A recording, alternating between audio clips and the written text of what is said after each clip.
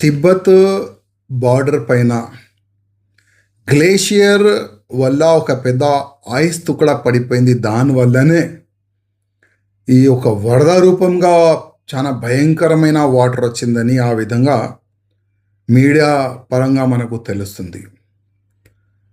కానీ అదే మీడియా పరంగా మనకు ఏం తెలుస్తుందంటే దాదాపు 500 పైన వ్యక్తులు చనిపోయినారు అని సూచనలు కూడా వస్తున్నాయి. చాలా బాధాకరం ఆ సూచనలు. ఇంకోటి ఏంటంటే మానస్ సరోవర్ యాత్రకి యావత్ భారతదేశం నుంచి భక్తులు మానస్ సరోవర్ యాత్రకి వెళ్ళినారు.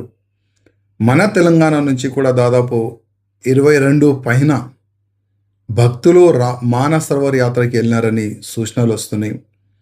మా తెలంగాణ ముఖ్యమంత్రి గారికి కోరేది ఒక్కటే, కేంద్ర అధికారులు ఎవరు మానిటర్ చేస్తున్నారు, మన తెలంగాణలో కూడా ఒక మానిటర్ టీం పెట్టుకొని మన తెలంగాణ వాసులు సేఫ్ ఉన్నారా లేరా కొద్ది తెలుసుకొని వాళ్ళ ఫ్యామిలీ మెంబర్స్కి సూచనలు ఇవ్వాలని మా ముఖ్యమంత్రి గారికి కోరుతున్నాము. ఎందుకంటే ఇవాళ రాఖీ పండగ.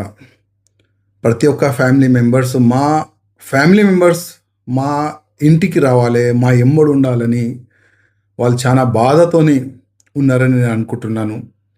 అందుకోసం మన ఆంధ్ర ముఖ్యమంత్రి గారు కానీ మన తెలంగాణ ముఖ్యమంత్రి గారు కానీ, ఎందుకంటే ఆంధ్ర నుంచి కూడా మానస్ సరోవర్ యాత్రకి వెళ్ళినారని సూచనలు వస్తున్నాయి. మా ఇద్దరు ముఖ్యమంత్రి గారికి రిక్వెస్ట్ చేస్తున్నాము, మన ఫ్యామిలీ మెంబర్స్ ఎట్టి పరిస్థితుల్లో సేఫ్ సైడ్గా మన తెలంగాణకి రావాలని ఆ దేవుడితోని మనం కోరుకోవాలి. మీరు కూడా మానిటర్ చేసి వాళ్ళకి రిటర్న్ సేఫ్ సైడ్గా వచ్చేలాగా వ్యవస్థలు చేయాలని మా ఇద్దరు ముఖ్యమంత్రి గారికి నేను కోరుతున్నాను.